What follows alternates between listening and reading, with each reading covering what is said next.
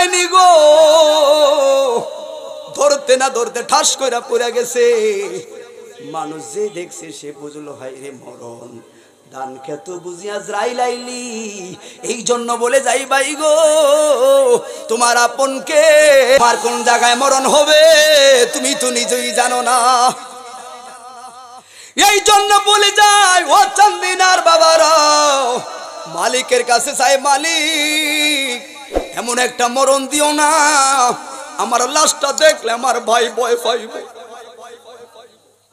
এমন একটা লাশ দিও না কুমিল্লার পোস্টমর্টমে গিয়ে আমার কলিজাটা রাইখা দিব। এমন মরণ দিও না আরেকজনে কলিজা গুদ্দা কাইটা রাইখা দিব। গায়ের জোরে বললে কথা নবীর কাছে লাগে ব্যথা, ঠিক নিও।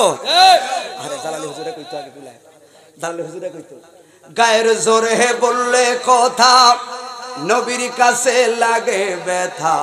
চিরদিন তুই থাকবি না ভুবনে নিরঞ্জনী, দিবে তোরে দুজকের আগুনে। যেই লোকের বউ, যেই লোকের মাইয়া, যেই লোকের স্ত্রী, যেই লোকের ছেলের বউ, যেই লোকের মেয়ে, যেই লোকের বোন বাজারে গিয়া মার্কেট করছে ওই লোক হইল বাদাইম্মা। এই দিকে বাদাইম্মা আজির হতে গেছে তার কেনে আই হইছে যে হুজুর আনছে তার করো আরে আর খায় আর কো বাদাই। কারণ কি? কারণ কি? এই শুনে রাখো, কিছু কিছু প্রবাসী ভাইরা আছে আরেক ব্যাখ্যা। আমি প্রবাসীদেরকে সব সময় শ্রদ্ধা করি কারণ তারা হলো রেবেডিয়ান যোদ্ধা। এই সোনার বাংলাদেশ কবেই শ্রীলঙ্কা হয়ে যেত প্রবাসীদের রেবেডিয়ানসে। বাংলাদেশ এখনো স্বাবলম্বী, কথা বলুন ঠিক না বেঠি? আরে মমতাজের গান লাগাইলে রুনা লাইলা কলক সফার মান্দার বেলকানু চাইতে ফতেপুর কাদুড়ি থেকে আমার মুরব্বি চাচায় ল্যাংরা চাচায় লাড়ি বদ দিয়ে হাসুটিয়া টিকিট লিয়ে দৌড়ে আইতো। কথা কন নাকি লেগা? হুজুররা গজল গাইলে 10 টাকা হাত উঠে না দিয়েন না, কিন্তু মমতাজে গান গাইলে টাকা মার মার মার মার গা গা গা গা গা গা গা গা। কথা বলেন ঠিক নেই? ঠিক। একটা সময় সামিয়ানা দেখলে চোখের জল পলাইবা, ইউটিউব ফেসবুকে মাহফিল দেখে দেখে কানবা। আরে চাচারা যারা মাহফিল করছে কিন্তু সুযোগ নাই, সুযোগ নাই। কথা বলো ঠিক না? কেন বললাম? অনেক প্রবাসী ভাইয়েরা, কথা কষ্ট নিয়েন না মনে, অনেক প্রবাসী ভাইয়েরা মারে ফোন দেখো মা আপনার বউ ঘরে লগে লইয়া যায় না গিয়ে পছন্দ কইরা কিনুক। কথা কি ঠিক না? আসলে ঠিক। অনেক মেয়েরা, অনেক স্ত্রীরা নবাবপুরের মার্কেটে সুন্দর সুন্দর 3 পিস কিনছ। পুরুষদেরকে কেন বললাম বাদাইম্মা আপনি কেমন বউ ফালেন, কেমন মেয়ে ফালেন, কেমন স্ত্রী ফালেন, আপনার পছন্দটা আপনার স্ত্রীর কাছে পছন্দ হলো না, বুঝলাম আপনার পরিবারকে এখনো কন্ট্রোল করার ক্ষমতা আপনার হয়নি। বেটার মতো বেটা হলে, ওই বেটার মতো বেটা হলে আমি তেনা কিনে দিলে তেনার মতো সন্তুষ্ট। হাত তুলে বলুন ঠিক না বেটা? আমার ঘরে থাকতে গেলে, আমার কথা শুনতে গেলে, আমার শ্রমের ভাত খেতে হলে আমার বাবা যেটা কিনে দিবে সেটার মধ্যে সন্তুষ্ট থাকলে আমার বাড়ি থাক, না হয় আউট। বউ 1 বছরে কন্ট্রোল। কথা বলে ঠিক নেই? আমার জীবনও আমার চাচার জন্য একটু সাজানা সালাম তো দূরের কথা, নবাবপুরের সুপার মার্কেটে গেলে দোকানদারে 3 আলিফ দিয়া সালাম দেয়। কথা বলে ঠিক নি? ঠিক নি? এখন পদ্মার ওয়াজ কার কাছে কইরাম?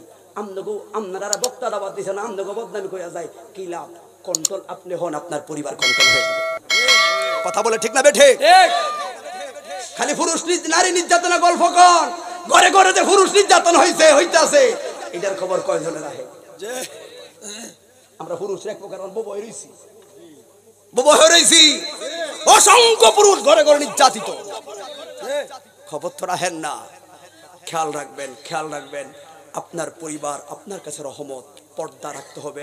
মা বোনরা, পর্দাই তোমাদেরকে সৌন্দর্য, পর্দাই তোমাদের সৌন্দর্য। কথা শেষ। 2 নাম্বার হলো মা বাবার খেদমতের প্রয়োজন আছে না নাই? আছে।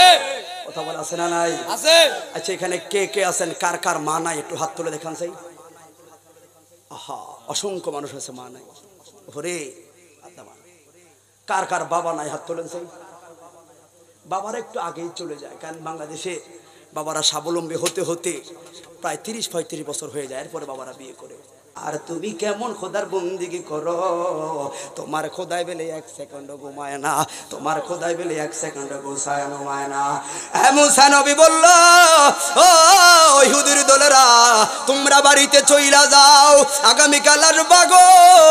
রাত্র শুয়ে পড়লো, গভীর রাত্র শুয়ে পড়লো। মুসা নবী একটু মনে মনে ভাবলো, কি ভাবলো জানেননি? আল্লাহ না জানি কেমনে থাকে, কারণ আল্লাহ হলো ইন্নাহু আলিমুন বিজাতিস সুদূর।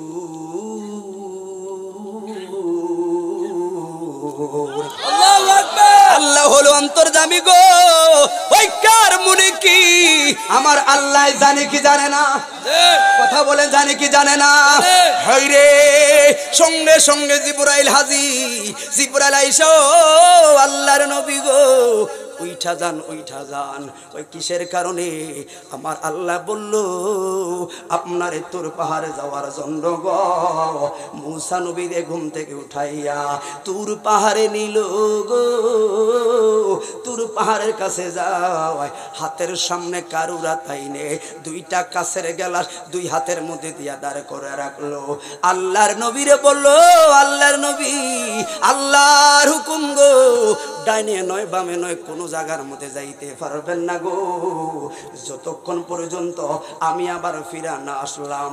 যতক্ষণ পর্যন্ত আমি আবার ফিরা না আসি, ততক্ষণ পর্যন্ত আপনি কত দিকে যাইতে পারবেন না গো। এই জন্য ভাইয়ার আমার, মুসা নবী দাঁড়ায়া রইল। আল্লাহু আকবার। ও পয়গম্বর, একটু তন্দ্রা যদি ভাঙ্গা যায়, আল্লাহ ঘুমাইলে কোনো গতি আছে? ও মুসা নবী, আপনি কি চলে যাবেন? চলে যাবেন? একটু হেল্প করেন। আপনারা জানেন গরমকালে কথা বলতে খুব কষ্ট, গরমকালে কথা বলতে কণ্ঠ ধরে রাখতে খুব কষ্ট। তারপরও যে গরমে দিয়ে আপনারা বসে আছেন, আলহামদুলিল্লাহ। আমি ভাবছিলাম যে 50-60 জন মানুষ হলো চলবে, কিন্তু আলহামদুলিল্লাহ আপনারা যা আছেন তা যত। ওয়াজ মাহফিল আসলে আমার একটা ভাই বলছিল তকদিরে লাগে। কথা বলে ঠিক না বেঠে? এজন্য সবাই জবান খুলে একবার বলি ইয়া রাসূলুল্লাহ। আচ্ছা, আপনারা যে ইয়া রাসূলুল্লাহ ডাকছেন, এটার একটা কুফার লাগে। কথা বলে ঠিক নেই? নসিব বলে কথা আছে, বিদায় তো ডাকতে পারতেছে। সবাই জবান খুলে একবার রাসূলের পাকে ডাক দিতে চাই কি চাই না? কথা বলেন চাই কি চাই না? তো সবাই আমার সাথে জবান খুলে বলবেন ইয়া রাসূলুল্লাহ, রাসূলুল্লাহ, ইয়া হাবিবাল্লাহ, ইয়া রাসূলুল্লাহ, ইয়া রাসূল। ও তুমি জীবন, তুমি মরণ, আধার ঘরে। ও তুমি জীবন, তুমি মরণ, আধার ঘরে। তুমি আপন, তুমি মোদের পারের তরি, তুমি নিদানে তোরানেওয়ালা, ইয়া রাসূলুল্লাহ, ও ইয়া রাসূল। জান্নাতি ঠিকানা ইসলামিক চ্যানেল, বেলকুচি, সিরাজগঞ্জ। আপনার প্রিয় বক্তার মহাগ্রন্থ আল কুরআনের আলোচনা শুনুন।